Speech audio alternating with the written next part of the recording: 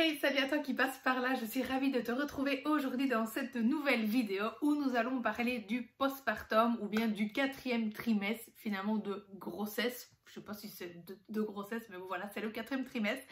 Vous avez évidemment été nombreuses à me demander un retour à ce niveau-là et je voulais évidemment clairement le faire, tout simplement parce que comme pour la grossesse, comme pour l'accouchement ou comme pour l'après avec bébé, j'ai entendu que des horreurs, des on dit, des je te conseille que ou des moi je.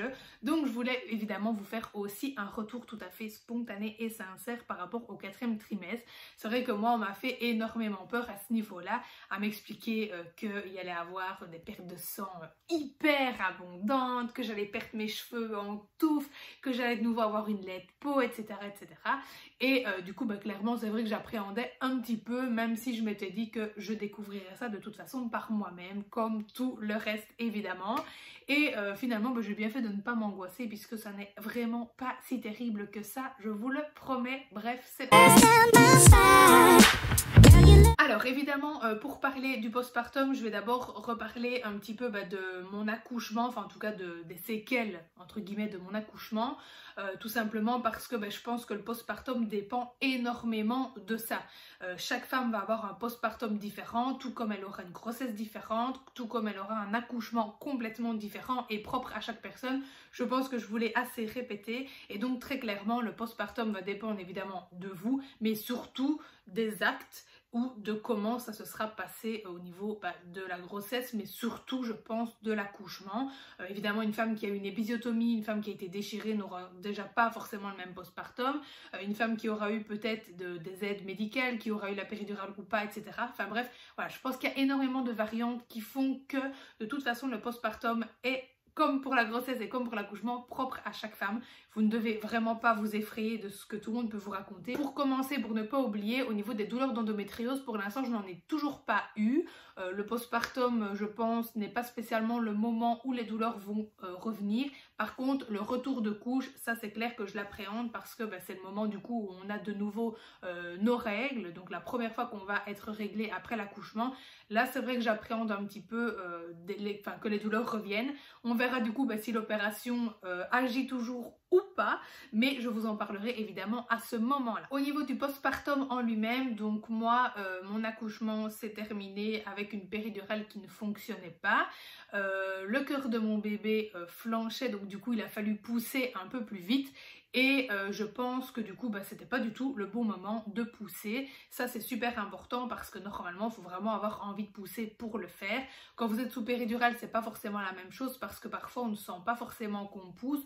Donc là effectivement il faut peut-être se fier aux sages-femmes, mais sinon quand il n'y a pas de péridurale, de base on doit attendre de sentir qu'on a envie de pousser. Et c'est ça le bon moment pour pousser. Moi j'avais pas du tout l'envie de pousser, mais vu que le cœur évidemment faisait un petit peu les montagnes russes, je pense que de toute façon il n'y avait pas trop le choix, donc je ne regrette pas d'avoir poussé entre guillemets trop tôt, mais du coup je pense que c'est ce qui a fait que j'ai poussé pendant 1 heure au lieu peut-être de plusieurs minutes, on va dire ça comme ça, que du coup je me suis fatiguée et également j'ai été moi déchirée. Donc j'ai eu la chance tout de même de ne pas avoir ni d'épisio, ni de forceps, ni de ventouse, etc. Enfin bref voilà, j'ai vraiment échappé à tout ce qui est on va dire gestes médicaux qui auraient pu aider entre guillemets, mais en tout cas qui sont surtout je pense utilisés pour accélérer les choses.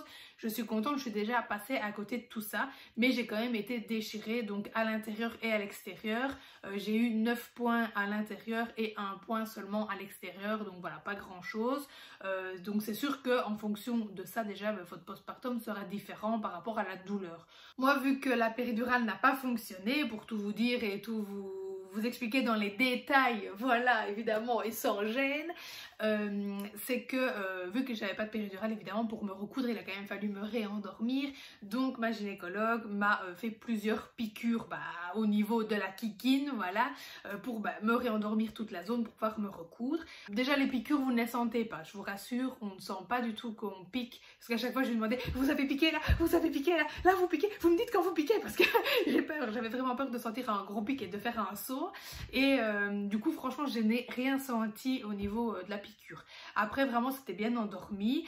Il y a par moments où je ressentais un petit peu que ça me pinçait un peu, donc du coup je lui disais elle me refaisait une piqûre simplement pour endormir. C'est simplement j'imagine que toute la zone n'était pas forcément endormie, donc elle repiquait parfois.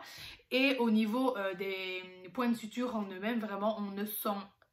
Ben non, je ne vais pas dire qu'on ne sent rien parce qu'on sent tout, mais on ne sent pas du tout de douleur. On sent juste le fil qui tire, hein. On a l'impression qu'elle tire 3 mètres de fil, c'est assez impressionnant. Une fois que ça a été terminé, ben, j'étais tranquille, il n'y a pas eu spécialement de douleur en plus.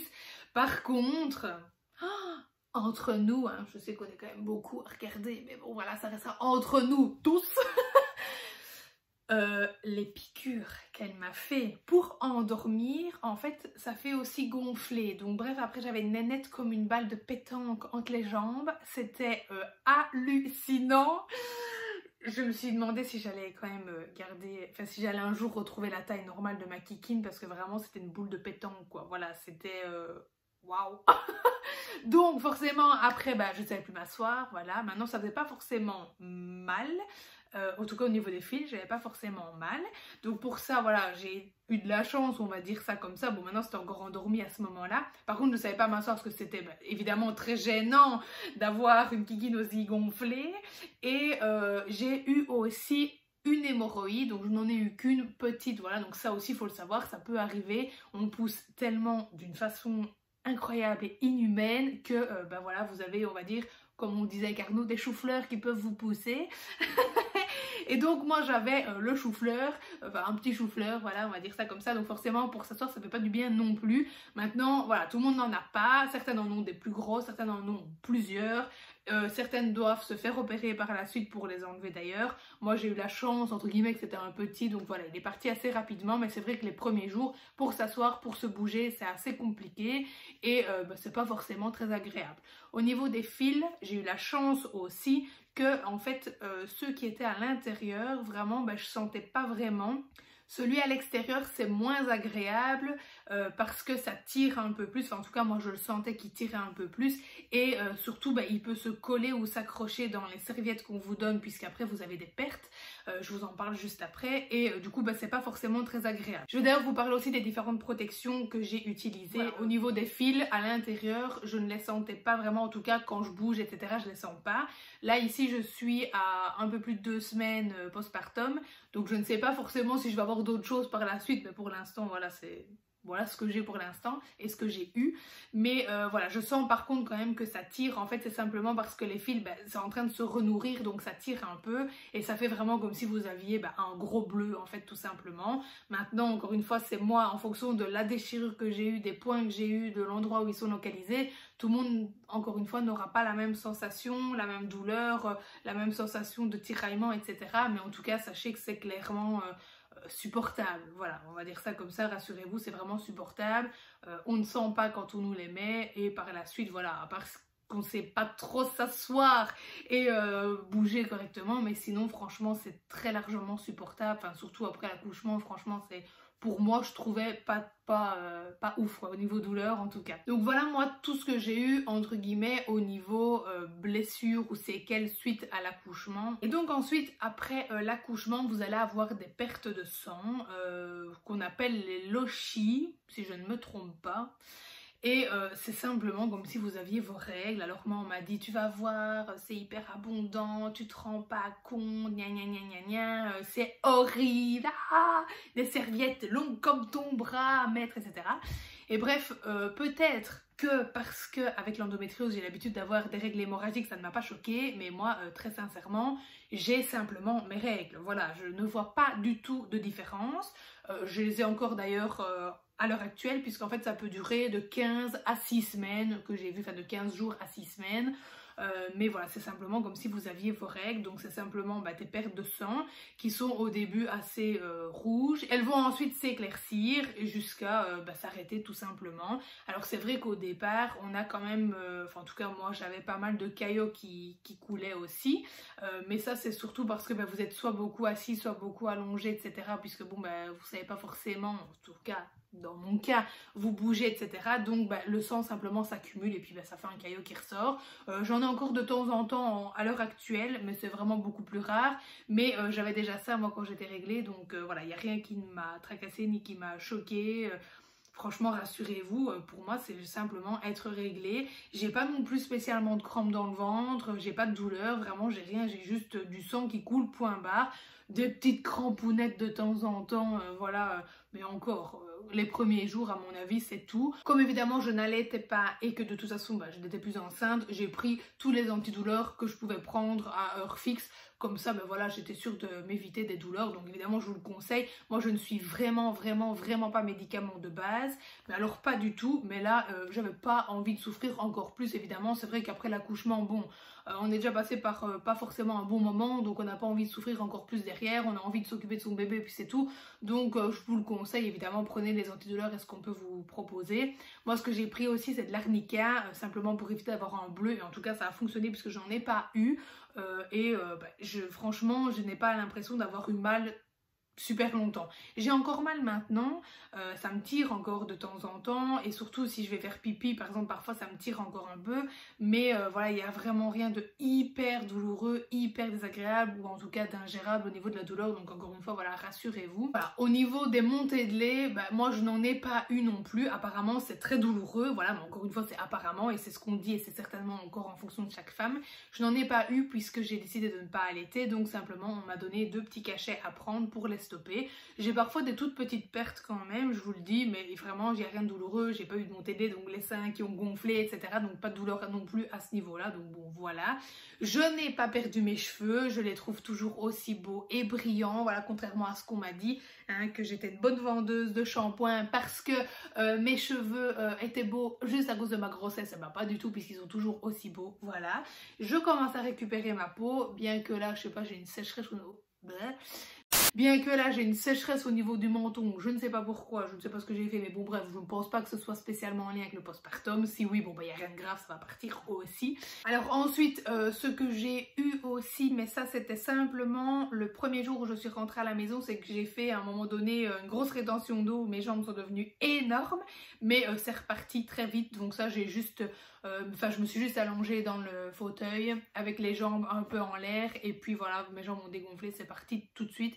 Donc je n'en ai pas eu de nouveau après et j'avais quand même appelé la maternité pour demander parce que j'avais quand même peur de faire une thrombose ou je ne sais quoi, voilà, sait-on jamais. Ils m'ont rassuré en disant que c'était normal que je venais de pousser comme une folle, donc voilà, ça pouvait franchement arriver mais qu'il n'y avait pas de souci, il fallait juste laisser les jambes un peu surélevées et attendre que ça passe. Effectivement, c'est passé. Donc voilà, au niveau des autres désagréments, le corps évidemment, voilà, c'est quand même pas super cool de se voir comme ça c'est clair, faut le dire. Maintenant, moi j'ai quand même rapidement perdu la plus grosse partie de mes kilos. Là, en 15 jours, du coup, je suis à moins 12 kilos sur 19 kilos pris. J'avais dit 16, mais en fait, j'ai mal compté, j'en ai pris 19. Donc voilà, il m'en reste quand même, il m'en reste plus que 7, on va dire ça comme ça, à perdre.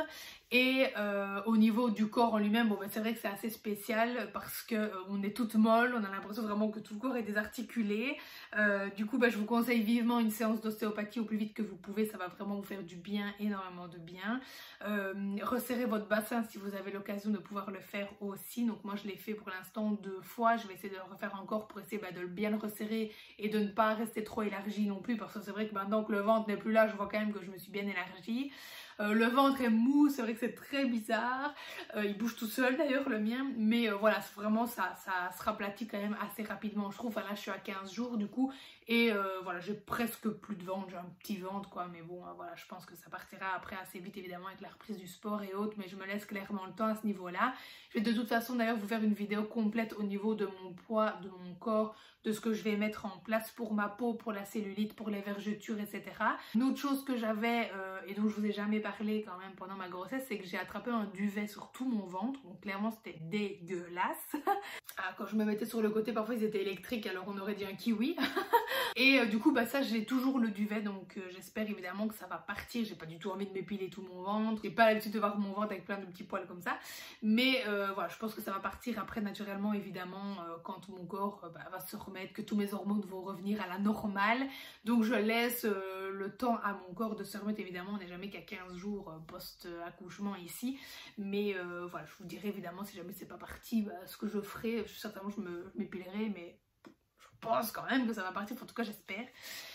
Et sinon voilà, je pense que c'est tout pour toutes les petites choses en postpartum. En tout cas, n'hésitez pas, si jamais il y a des sujets sur lesquels j'ai oublié de parler, s'il y a des choses auxquelles je n'ai pas pensé, si vous avez des questions, peu importe sur quoi, n'hésitez pas à me le mettre en commentaire ou en message privé, je vous répondrai évidemment de manière très décomplexée. Comme toujours, je ne suis pas gênée, donc vraiment n'hésitez pas à me demander, je vous donnerai tous les détails si possible. Je vous ai quand même dit que ma kikine avait pris la forme d'une boule de pétanque, donc franchement je pense qu'après ça il n'y a plus de gêne. Enfin voilà. Et donc voilà, franchement j'ai vraiment pas eu grand chose finalement, enfin en tout cas je vais pas me plaindre, je ne trouve pas avoir eu un post-accouchement compliqué, avec beaucoup de complications ou beaucoup de séquelles, on va dire ça comme ça. C'est vraiment passé petit à petit. J'ai juste eu, c'est vrai, mal la tête parce que je pense quand même que bon, il y a un contre-coup derrière, mais rien de fou non plus. J'ai pas eu de chute hormonale comme on peut le dire non plus, où je commence à chialer tous les jours. Pas du tout. J'ai pas fait de baby blues, j'ai pas fait de dépression. Maintenant, il y en a qui en font et évidemment, c'est pas grave et je pense qu'il faut vraiment relativiser et prendre du temps pour soi simplement parce que c'est quand même un événement incroyable qui nous arrive, ça c'est clair, mais voilà, j'ai rien eu de tout ça, donc je suis contente, je suis reconnaissante évidemment de finalement avoir un bon post-accouchement. Si je peux vous rassurer, il n'y a rien d'horrible, ou en tout cas c'est possible que ce ne soit pas horrible derrière, contrairement à ce qu'on nous fait souvent croire finalement. Donc bref, voilà, je vous montre un petit peu les protections que j'ai utilisées par rapport aux pertes du coup, puisque finalement c'est ce qui va vraiment être le plus gênant, ou en tout cas le plus long finalement, mais voilà, on a toutes nos règles, on sait ce que c'est, donc pour moi encore une fois il n'y a rien de pire que ça quoi. Alors j'ai repris moi le paquet de protection de la maternité pour vous montrer, donc voilà, on vous donne des paquets comme ça avec simplement des grandes serviettes. Et donc c'est pareil, il y en a une qui m'avait envoyé une photo de la serviette pour me faire peur. Là, regarde les grandes serviettes que tu vas mettre. Mais perso, moi avec l'endométriose, j'ai déjà mis des énormes serviettes comme ça, donc ça ne m'a pas tracassé non plus. Et donc voilà, c'est une serviette quand même, effectivement elle est assez grande, ça fait le bras. Mais vous serez bien contente de la voir parce qu'en plus elle va bien de part et d'autre, du coup, voilà, du dessus du pubis jusqu'à vos fesses. Et donc vous vous sentez bien plus protégé. Vous mettez ça avec un slip en filet. Ça je n'en ai pas repris parce que j'en ai eu juste pile pour les utiliser, donc évidemment je les ai jetés derrière, mais c'est simplement une culotte en filet et franchement ça suffit, j'ai pas mis de culotte à moi en plus au dessus. Avec de base vous avez quand même deux grosses serviettes comme ça pour la première fois, enfin vraiment juste après l'accouchement vous avez deux grosses serviettes comme ça dans votre filet, plus un espèce de grand, enfin je sais pas ce que c'est en fait, un tapis, enfin, je sais pas, c'est un tapis qu'on met en dessous de vos fesses quand vous accouchez pour essayer de pas trop salir le lit non plus si jamais vous êtes des pertes, etc. Et donc on vous en plie un en dessous des deux grosses serviettes parce que c'est vrai que les pertes du début peuvent être un peu plus importantes, mais moi ça n'a pas forcément été le cas, enfin, en tout cas ça m'a pas perturbé encore une fois. Et donc après vous mettez simplement une ou deux si jamais ça peut vous rassurer, voilà, vous les mettez une puis une comme ça pour vraiment faire un plus gros pas en perte. Mais voilà, c'est vraiment pas plus contraignant que des règles, des serviettes hygiéniques finalement j'ai trouvé. Après, bien évidemment, vous allez pouvoir remettre vos culottes normales avec les protections comme ça. Et donc, du coup, je n'ai pas utilisé mes culottes de règles tout de suite parce qu'il faut qu'elles puissent simplement contrôler la couleur de vos pertes pour être sûr que ce soit bien les lochies et pas peut-être une petite hémorragie ou autre. Par exemple, moi, voilà, j'ai une déchirure pas forcément très complexe, mais plus complexe que ce qu'elle pensait. Donc, c'est vrai que, voilà, il suffit qu'elle n'ait peut-être pas assez bien recousue et d'avoir des pertes de sang qui continuent, qui ne sont pas des lochies, mais qui sont, du coup, une petite hémorragie. Donc, forcément il faut qu'elle puisse contrôler la couleur. Donc au début j'ai mis ça, ensuite j'ai mis donc j'avais acheté, je vous l'avais montré dans la vidéo de la valise de maternité, j'avais pris des grands pampers comme ça, fuite urinaire, et je m'étais dit que ça serait plus pratique puisqu'en fait je vais vous montrer, il m'en reste une, c'est sous forme de culotte comme ça, voilà, donc c'est vraiment un énorme pampers avec une culotte taille haute, en plus c'est pas plus mal, ça tient votre ventre, voilà.